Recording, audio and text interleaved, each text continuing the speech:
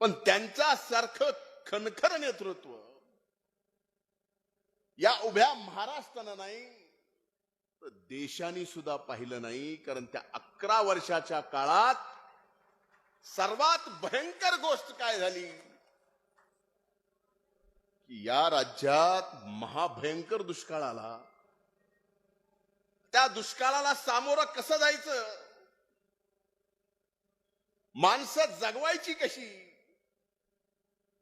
महाराष्ट्रातल्या मायबाप जनतेचं पोट भरायचं कसं, हे आव्हान वसंतराव नाईक साहेबांच्या समोर 72ला 1900 होतं, 1972ला. पण ते आव्हान पेललं. एकाही माणसाला त्या दुष्काळात उपाशी राहू दिलं नाही. उपाशी राहू द्यायचं तर सोडाच, जगाने जी नावाजलेली रोजगार हमीची योजना या देशात नाही जगात पहिल्यांदा कुणी आणली असेल तर ती कैलासवासी वसंतराव नाईक साहेबांनी या महाराष्ट्रात दिली. आणि ज्या वेळेस त्या दुष्काळात MREGS मध्ये काम करत असताना, त्यावेळेसच्या EGS मध्ये काम करत असताना माणूस कामही करायचा, त्याच्या हाताला रोजगारही मिळत होता आणि पोटाला भाकर सुद्धा मिळत होती. ज्या वेळेस ही योजना जगभरात प्रसिद्ध होऊ लागली तर जगातले अनेक देश आणि त्या देशातले सरकार या वसंतराव नाईक साहेबांनी महाराष्ट्रातल्या मायबाप जनतेसाठी दुष्काळात चालू केलेल्या EGS योजना बघायला इथं येत होते आपल्या राज्यात. ही किमया वसंतराव नाईक साहेबांनी स्वतःच्या कणखर नेतृत्वातनं या महाराष्ट्राला दिलेली आहे. फक्त दुष्काळाला सामोरं गेलं नाही, हा महाराष्ट्र दुष्काळातनं बाहेर काढला. दुष्काळातनं महाराष्ट्र बाहेर काढून दुष्काळातले मुख्यमंत्री म्हणून ते प्रसिद्ध झाले नाहीत. त्या दुष्काळाला सामोरे गेल्यानंतर पुन्हा या महाराष्ट्रात असा भयंकर दुष्काळ आला नाही पाहिजे म्हणून हा महाराष्ट्र हरित केला. आणि या महाराष्ट्राचे हरित क्रांतीचे जनक कोण तर त्यांचं नाव कैलासवासी वसंतराव नाईक साहेब. पुन्हा म्हणून अन्नधान्याचा दुष्काळ या महाराष्ट्रानं पाहिला नाही. पाण्याचा दुष्काळ पाहिला असेल. 72चा दुष्काळ कसा होता, आमचा तर जन्मही झाला नव्हता. 72चा दुष्काळ जेवणारे इथं कुणी असतील कसा होता तर 1972चा दुष्काळ, त्या दुष्काळाच्या इतिहासाच्या बाबतीत मी जेवढा वाचलंय, जेवढा अभ्यास केलाय, त्यावेळेस तो दुष्काळ पाण्याचा नव्हता, जनावरांच्या चाऱ्याचा होता, अन्नधान्याचा होता.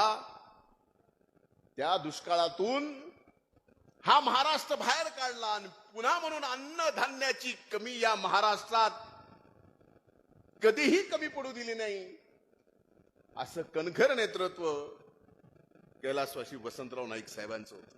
म्हणून त्यांना हरित क्रांतीचे जनक म्हणतात.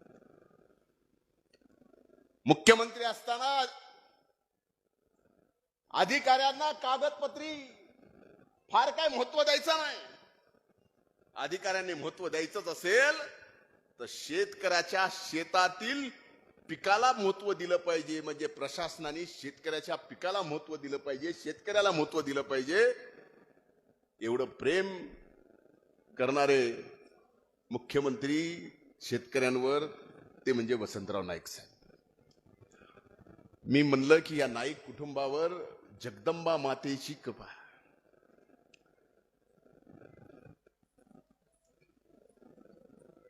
घरातले वसंतराव नाईक साहेबांनंतर स्वर्गीय सुधाकरराव नाईक साहेबांना सुद्धा महाराष्ट्राचं मुख्यमंत्री होता आलं. या कुटुंबावर जगदंबेचे आशीर्वाद आहेत. हे तर आता तुम्हाला पटलं का नाही?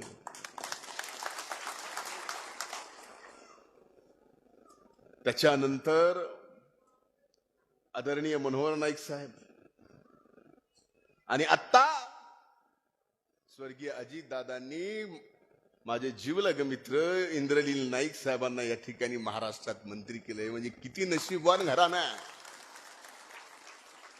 बाबूसिंग महाराज, आम्ही किती नशीबवान दोघ जण आहोत आम्हालाच माहिती. पण हे घराणं किती मोठं आहे.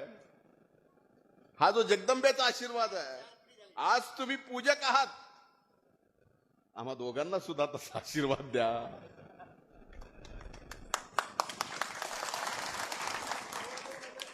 दोघं मंत्री झालो तर जमलं नाही, एकाला घरी बसावं लागलं. पण एक नक्की आहे, पंकजाताई असो, मी असो, माझे असंख्य सहकारी इथं असो, पद प्रतिष्ठेपेक्षा तुमचं आणि माझं नातं हे आगळं वेगळं जे कधीच तुटू शकत नाही. पद येतील जातील, पण या बंजारा समाजाने, माझ्या समाजाने एवढ्या निष्ठेने सोबत राहिले, या निष्ठेची तुलनाच होऊ शकत नाही.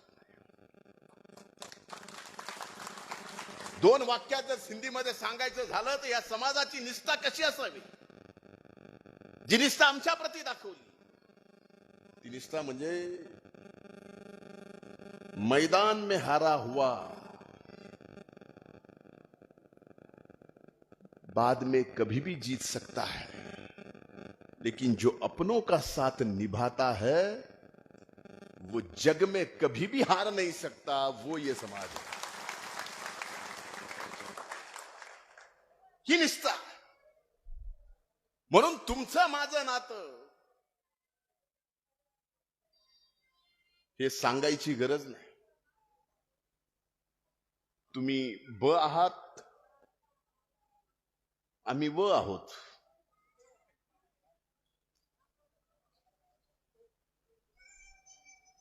आता याच्या पलीकडं मोहिनीताईंनी सांगितलं,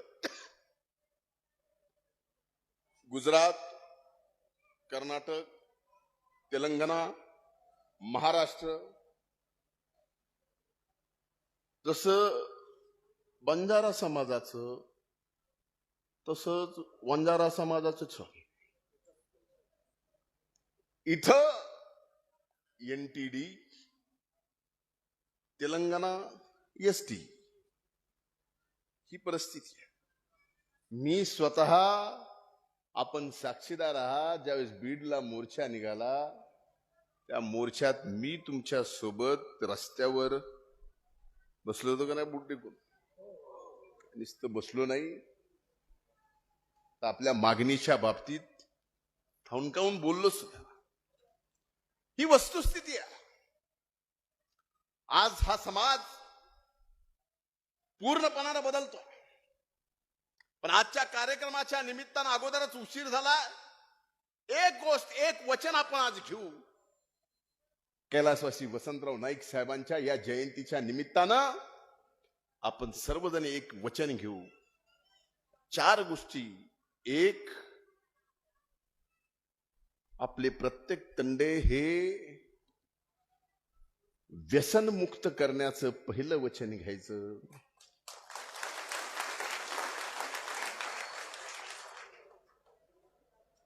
दुसरं वचन, आपल्या घरातलं लहानापासून मोठ्यापर्यंत कुणीही अशिक्षित राहायचं नाही. आपला तंडा एवढा स्वच्छ आणि सुरक्षित ठेवायचा. तिसरं, आणि माझ्याकडून आम्ही वचन देतो की आपल्या समाजाचे जे संस्कार, संस्कृती आणि परंपरा आहे, ज्याचा प्रत्येकाला हेवा वाटावा, ते संस्कार, संस्कृती आणि परंपरा पुढच्या येणाऱ्या पिढ्या लक्षात ठेवतील, असं आपण सर्वजण मिळून काम करू. एवढंच मी माझ्या वतीनं वचन देतो.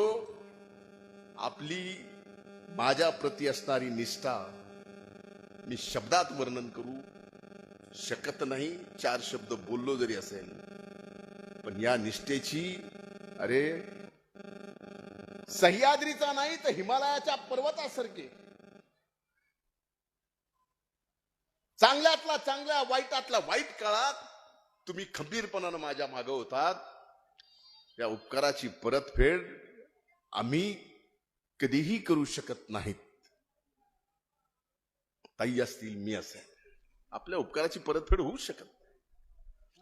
आणि ती परतफेड करायची नाही का, तर कायम शेवटच्या श्वासापर्यंत तुमच्या उपकाराच्या खाली आम्हाला जगायचंय आणि तुमची सेवा करायची. आणि त्या सेवा करण्याचं वचन आज या निमित्तानं देतो. पुन्हा एकदा वसंतराव नाईक साहेबांच्या 113व्या जयंतीच्या निमित्तानं आपल्या सर्वांना शुभेच्छा देतो. खूप खूप धन्यवाद. जय हिंद, जय महाराष्ट्र, जय सेवालाल. जय सेवालाल.